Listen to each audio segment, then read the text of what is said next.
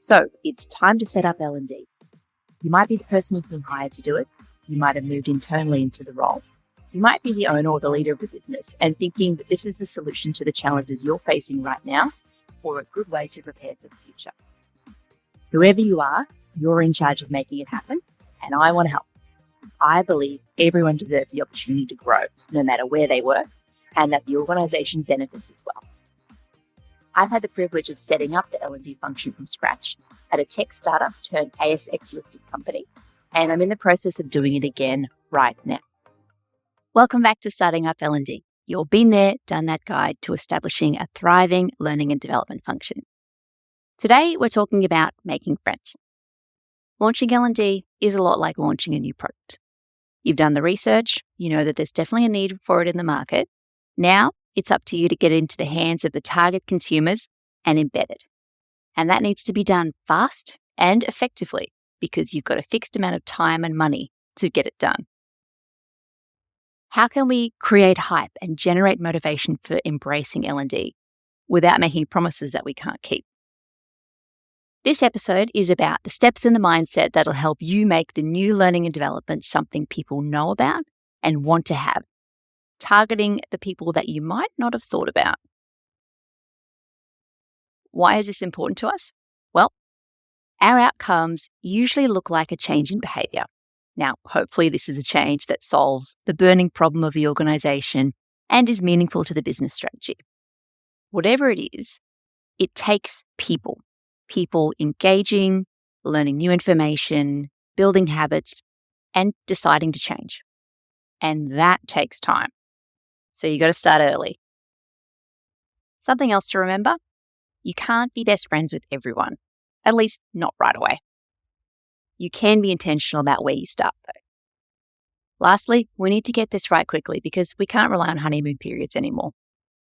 Qualtrics' 2024 Employee Experience Trends report found that the whole just happy to be here vibe of new starters isn't actually much of a thing anymore. These new starters have got higher expectations than the established people and lower tolerances for them not being met. Our world is fast. Our people are busy. New functions, new products, we kind of just get one chance to make a good first impression, and we need to do it quick. The sad fact is that just like not being able to make friends with everyone, you're also not going to be able to say yes to everyone. Not if you want to achieve anything meaningful or have a life outside of work anyway. You're going to have to start saying no to people fairly soon. If they know you, if they know your priorities, and they understand how those priorities benefit them, hopefully they'll take it a little bit easier. So where do we start? We start with who. We need to work out who these people are. We talk about connecting with key stakeholders, but what is one of those when they're at work? Think about some key groups. We've got the obvious ones, the people that control the strategy and the resources. The senior leaders that make decisions, the ones that we need to get the okay from to do the big stuff. We've also got the kind of obvious ones, which are the managers. Some people would say that they're a subset of the obvious ones. They make decisions that impact their team. They have the information about what we need. They can make it easy or hard for people in their team to find time to do stuff. They'll give you feedback on whether your idea will work. The really good leaders will also do things like seeking you out and sharing what they're doing to get your help. Managers are super important to connect with, and they're such a great source of information. They give us insight. We rely on them so much for nearly every learning and development initiative. But I don't want to talk about them today. I want to talk about the rest of the key stakeholders, the less obvious ones that matter a lot. Remember when we talked about organization development? Good old Kurt Levine ruffling the feathers of the psychology community by saying that a group of people has its own ways of behaving and that a bunch of people interacting are different to when a person is on their own because they start influencing each other. Group dynamics is the official word. A great example of this is when my son brings home a new word from school. You probably know the type of word that I mean. And look, I'm not saying that he hasn't already heard that word before, but you get the right kid saying it at the right time in the classroom, and before you know it, it's taken off across the grade and everyone's getting into it. organizations have their own social ecosystems too. Some are official, some not so much. There are influences within teams, ones that they might not be the team leader, but when they get on board with something, everyone else comes along too.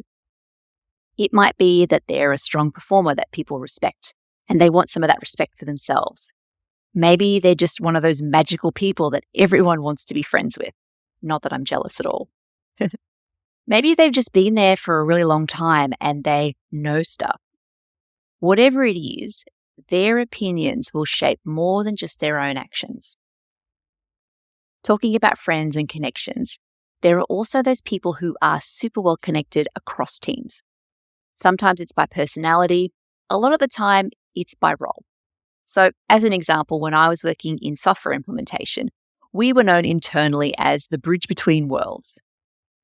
We worked with the sales team who set the expectations of customers about the product and with the engineers who made the product.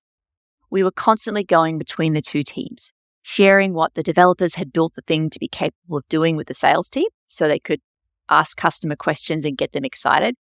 And then at the same time, we were bringing back what the customers were asking for to the developers and telling them how customers were actually using the product, which was sometimes a bit different to what the engineers had intended.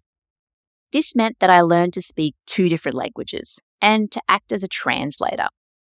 It also meant I was pretty comfy in most meetings, social gatherings, or events because I already knew everyone pretty well.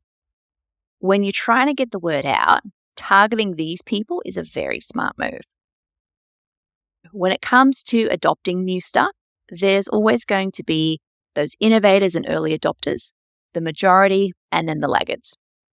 How can you spot your innovators and your early adopters? These people are the risk takers.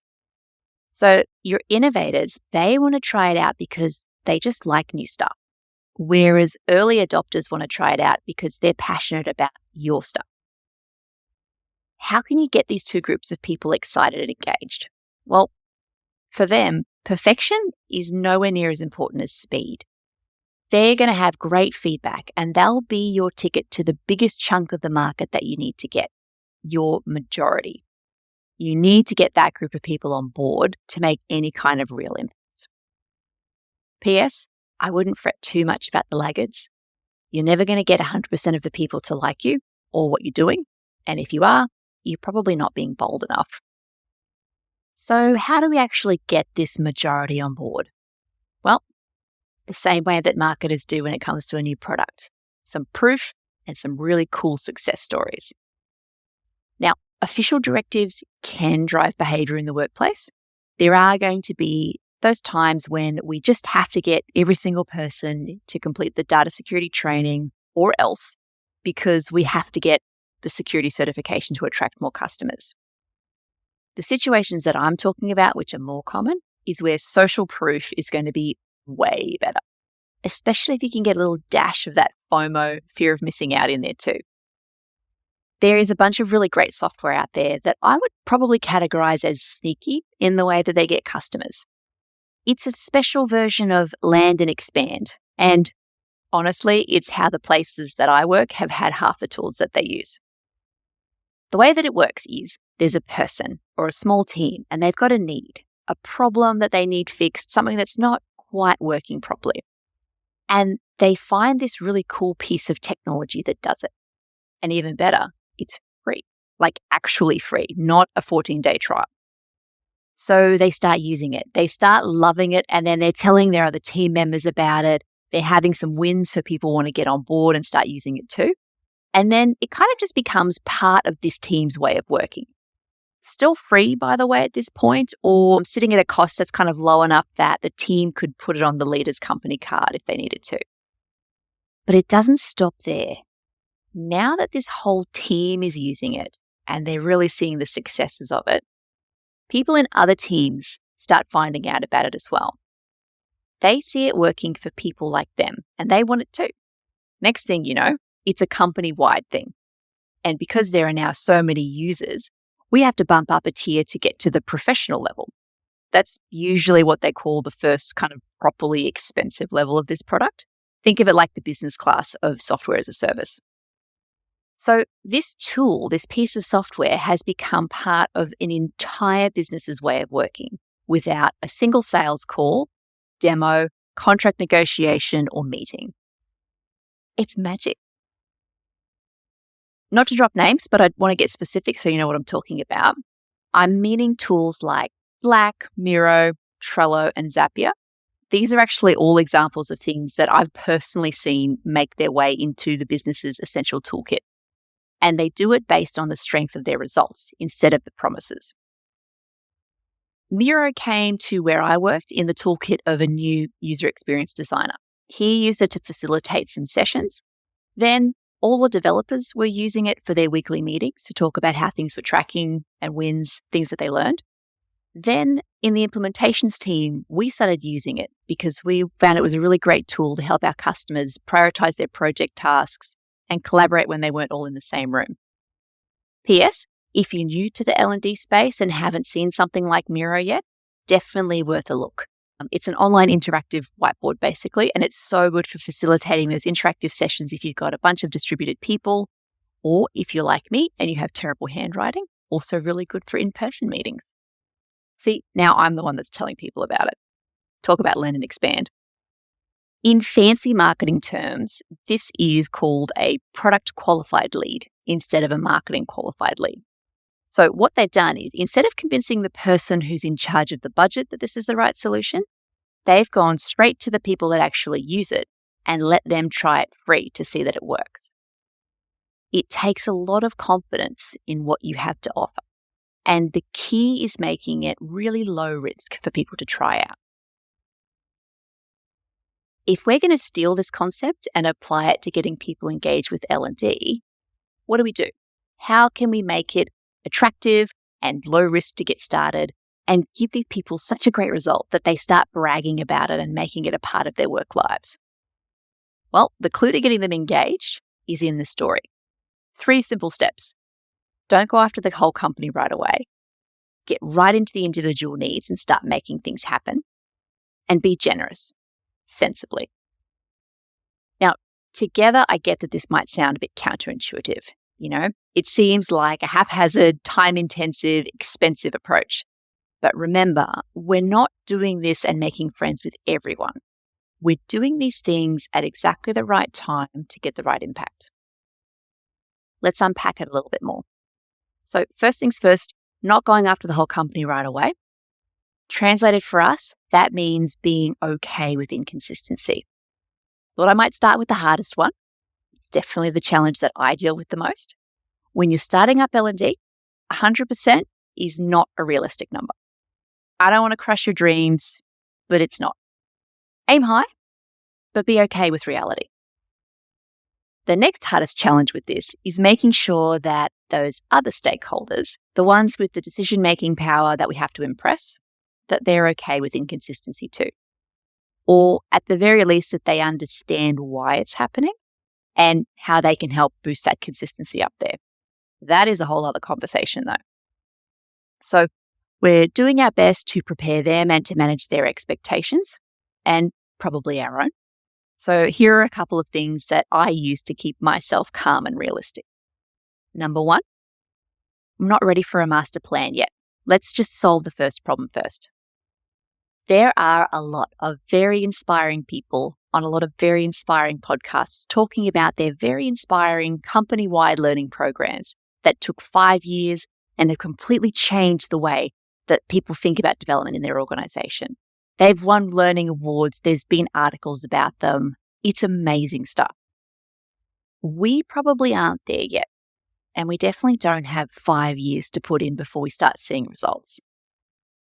More than likely, you're here because there is a problem that needs fixing now, or it's going to turn into an even bigger problem pretty quickly. You need to work on that to the exclusion of almost everything else. Otherwise, you're going to have a problem of your own in about 6 months' time if you get drift. So the way that this is going to unfold, it's probably not going to feel very fair. It's not going to be very fancy. You're probably not going to win any learning awards for solving this problem. You are going to learn a lot about the people that you're helping and the part of the business that you're working with. Which brings me to doing different things with different teams. it's okay to have different things happening. If it makes you feel better, think of it like an experiment where you can see multiple variables in action at once and compare results. If there's existing stuff in place and they're not adding to your priority problems, why not try going with it? I've come in where there was a team that had already worked out its own performance metrics and its team values, and all that they needed was some help to build a process to capture the information so that they could use it sensibly. Yeah, I did have it on my list to establish a company-wide process that did something very similar, but it was going to be at least 5 months before I could get started on that. And this chunk of the business was ready for it. I got them to explain it to me. They were software engineers, and the plan was pretty awesome, even if I didn't understand all of the behaviors that they were trying to measure. I could tell that this was something meaningful that they found useful. I made a few suggestions to make the process a bit more streamlined. You got to add value somewhere, right? Built it for them, and they were off. Now, some of the senior leaders in the business at the time, they weren't sure that this was a good idea. They were worried that it would be seen as special treatment, which is a fair concern. At the same time, though, that special treatment was super aligned with the next priority on our list. It made a whole department happy, especially the leaders. And it was a great first impression for the entire engineering team to see learning and development as a partner for performance and growth, rather than something like a compliance police. Plus, when it came time to do the whole company-wide thing, I already had this tried and tested base model to work with and some people that would brag about it. As well as being okay with doing different things for different teams, this is giving you permission to go where you're wanted. Those engineers, they wanted this process in place. They came to me about it. It made things much easier. It's weird how easy it is for people to find time to meet with you when they want to talk about stuff that they're keen on, as opposed to chasing them for meetings. We're going to do our fair share of chasing people, I know this. So, let's not add to our workload if we can help it. Rather, let your happy customers do some bragging for you so that you can have other teams banging down your door. This course of action was also really helpful with the engineering managers because it was something important to them that made their work easier and helped them to support their team. I'd like to think that it helped our relationship get off to a great start. I know that I definitely relied on that social capital a few times later on when I couldn't say yes to things. Talking about not saying yes to things all the time, just wanted to flag that same doesn't always mean fair. So there's not really a story here. It's more just a reminder that it's not about the inputs, it's about the impact. The point is that in learning and development, we often talk about learning budgets or hours of training, but that doesn't take into account the fact that one set of skills might be very expensive and time-consuming to obtain, while another is something that a person can learn from working inside the business with an expert. Both are valid learning experiences and really useful abilities for the business to develop, but they're going to look super different on paper.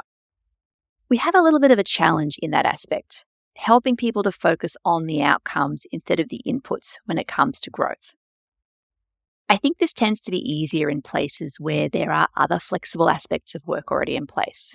For example, if people aren't working at the same time as each other or always in the same place, it feels easier to accept that they might not learn in the same way either. Last thing about embracing inconsistency, make peace with your white whales. I went to this awesome workshop last year at the Australian HR Institute convention. It was hosted by Lucy Adams. She's the founder of Disruptive HR. And what she had to say about making change happen kind of blew my little overachiever brain a bit. Within the organization, there will be people that are excited for change. Make the most of them. There are people who might change if they see enough success to get a bit of FOMO. There will also be people who straight up are never getting on board. Don't waste your energy on them. Like Betty Davis, trailblazing actor in the golden age of Hollywood, said, "If everyone likes you, you're not doing it right." But great change management says to turn your resistors into advocates. Yes, and also no. It is tricky to work out if they're hard to get or impossible to get. You are the one who knows how much energy you have to work on them and what you're willing to concede to make them happy. If your concessions end up diluting your efforts too much, it might be time to let that go and focus on the people who want your work. Now, that is the noble high road version. I like to think that Betty Davis would probably prefer the really satisfying version, which is go where you wanted, do something awesome, and make the other ones jealous. Moving on to talk about getting in touch with the individual needs. This is all about getting amongst it.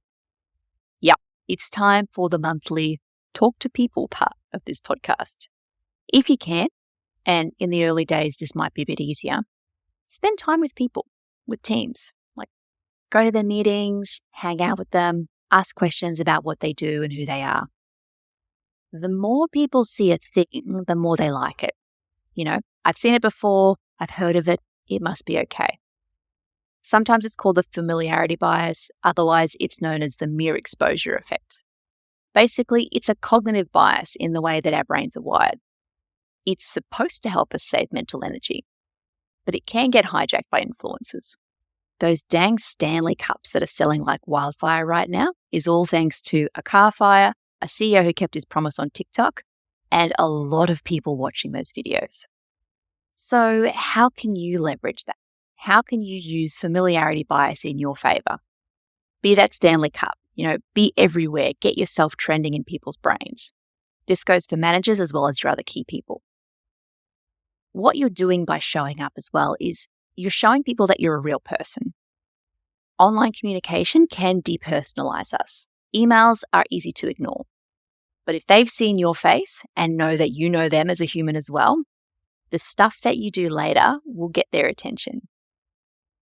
Someone gave me this really good warning when I started as a travel agent. They said, just because it's the 100th Bali holiday that you've organised doesn't mean it's theirs. This is their once-in-a-lifetime event that they're trusting you with. It's unique. You need to get excited with them. That vibe has really stuck with me in all my jobs. Our role in learning and development is to help humans. And it can be easy to forget that sometimes, where we're sitting in front of a screen writing content all day. So whatever we can do to keep some of that definition of the faces in the crowds is really helpful. When we meet someone new, our instinct is to tell them all about ourselves and how great we are, particularly if we're in a new role, like setting up L&D. Next time you meet a new person, try playing this game. How much can you learn about them? Now, not in a creepy way, we're not interrogating people, just having that mindset that your goal here is to really understand who they are. When you're new in the business, everything that you can find out about people is valuable, especially if it's that stuff that doesn't get written down. Personal stuff, job stuff, it's all on the table. If you know about what they do all day, what they'd like to be doing all day, the challenges that they deal with, or the way that their brains work, they're going to turn into a real person for you. And as an added bonus, when you're designing something and have a question, you'll know exactly who to ask.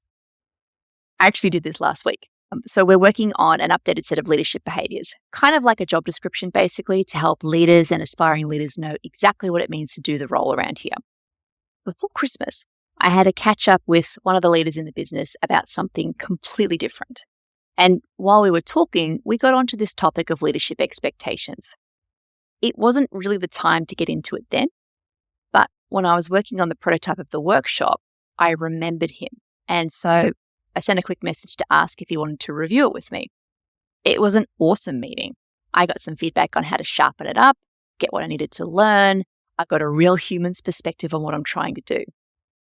If I hadn't had that little mental hook for this person and this topic, I probably would have had to send a group message, wait for responses, juggle calendars. I got this booked in the next day. It was quick, instant feedback. Plus, he gave me a really cool way to visualize incremental process. Very helpful. Getting out there also helps you to find where L&D is already happening. Because the thing to remember is that it is already happening. It has to be, especially in startup life. People doing multiple jobs, leadership roles for the first time, rapidly hiring a bunch of people and getting them up to speed, solving problems that crop up. If the organization has survived long enough for you to join it, then there is definitely some learning already going on. So who's doing it? How is it being done? Where do people keep this information? It's great to do this because A, asking shows that you're interested. You're acknowledging the work that people have already done to get the company to this point. And B, it means that you don't have to reinvent the wheel. When you're starting up L&D or trying to move fast, you don't have time to plan from scratch. So what is already there that you can build on, repurpose, or straight up steal, use? People have worked really hard on this stuff. So using it is a nice way to acknowledge them as well. Because usually the ones that have built the stuff are the ones that you want to make friends with. So that's a double win. Or are we up to a triple win now? It's hard to keep count. Now, just talking a little bit about using what's there.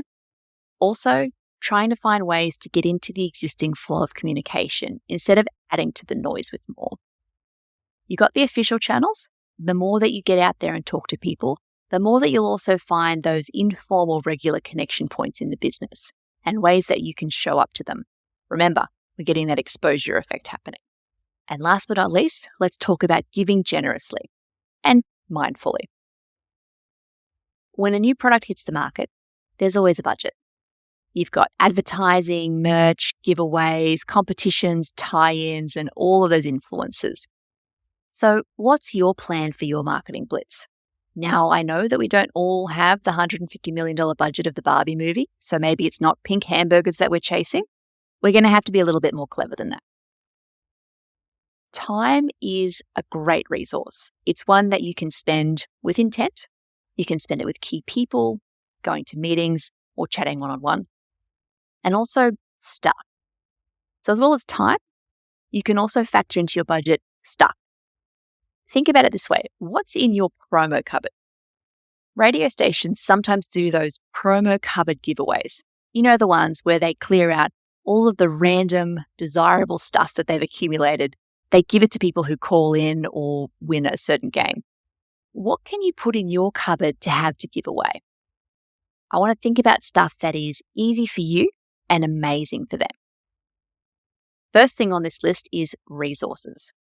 Now, the nice thing about being in this industry is that your LinkedIn feed fills up really fast with brilliant content. I know mine does. One pages on feedback techniques, illustrated summaries of books, quick video snippets. I've started saving my favorite one, and then when the moment's right, sharing that right piece of content with the right person. I had this really cool 7 questions to a great coaching conversation piece that I shared with somebody that I work with in the people and culture team. She loved it. And then a couple of days later, she was actually able to whip it out and share it in a conversation with a new leader. Talk about impact. As well as the stuff other people make, of course, you've got the things that you make as well. Things like templates, guides, feedback. Most of the learning content in an organization is not created by L&D. It shouldn't. I'm not the expert in our customer relationship management software, for an example. What I am the expert in is adult learning. So when my powers combine with the person who is that CRM expert in the form of a template or a guide or some quick feedback on something that they're trying to build, that's when we end up with this awesome piece of knowledge that's captured for sharing and a really proud CRM expert who's made progress towards their goals and looks amazing in the process. Last on the list of stuff is things that cost money, but not expensive things, just stuff that's meaningful. Things like getting them a copy of a book or taking them out for coffee and a conversation. Can you get approval for the purchase of some online content that a whole team can reuse over time? We all like to feel special. We all like to get presents and feel schmoozed. It doesn't have to be massive. It just has to be meaningful. One other gift that you can give people, and this one's a bit less tangible, but it makes them feel amazing, is helping them understand you. Our brains do not like not understanding stuff. We feel uncomfortable in new situations because we don't know what to expect, how things will work, what the impact will be on us. If you can help someone understand how to think about learning and development and make it easier for them to talk about you, you're helping to get rid of some of that uncertainty. Now, this is not time for a PowerPoint sales deck. Think more like little phrases and short stories that are easy to remember and share. Any wins that might interest them are also good. As an added bonus, they might start sharing this with other people too. our brains do like feeling smart. If we see someone else with the same questions that we used to have, it feels so good to be able to answer them. You're just helping to shape those answers. To sum all of this up in another stolen sales tip, every interaction should add value for the customer. So there we have it, the Starting Up L&D Guide to Making Friends. Everyone wants to be friends with the CEO, but you can be smart by connecting with stakeholders that you might not have thought about. Make the connections with managers so that they know who you are as a person and how you're going to make their jobs easier. You're going to be relying on them a lot. So if there's anything that you can do early to build your relationship, get into it. Also, though, go and find the unexpected stakeholders. When something new hits the market, there are early adopters, the majority, and then the laggards. L&D in your company is a new product. Find your people. Find the hashtag influencers that can become your ambassadors. Find the cool kids that are connected to everyone else and will help you get things going. You can help yourself land and expand by going where you wanted and making it easy for people to start getting results. Use what's already there. You don't have to reinvent the wheel. Leverage existing channels, processes, ways of doing L&D that were there before you, and embed yourself into the business by connecting with people. It's okay if the stuff that you're doing is not perfect or consistent, and some people are just not going to be that excited to see you. Keep it human and give what you can that's meaningful to people without sending yourself broke, either financially, time-wise, or emotionally. Make the most of these early days to hit the ground running. You can give yourself a head start and also get some cookies in the jar. By the way, that's my friendly version of building social capital. It's going to be really useful because next time we're talking about how to say no while maintaining the relationship. I hope this has been useful. We're still in early days of the podcast, and I know that it is a pretty niche market. So if you know someone who would benefit from this, please share it with them. And if you liked it, please subscribe in your relevant podcasting service. I'm happy to say that we're now on Spotify, Apple, and YouTube Music. Yay! See you next time.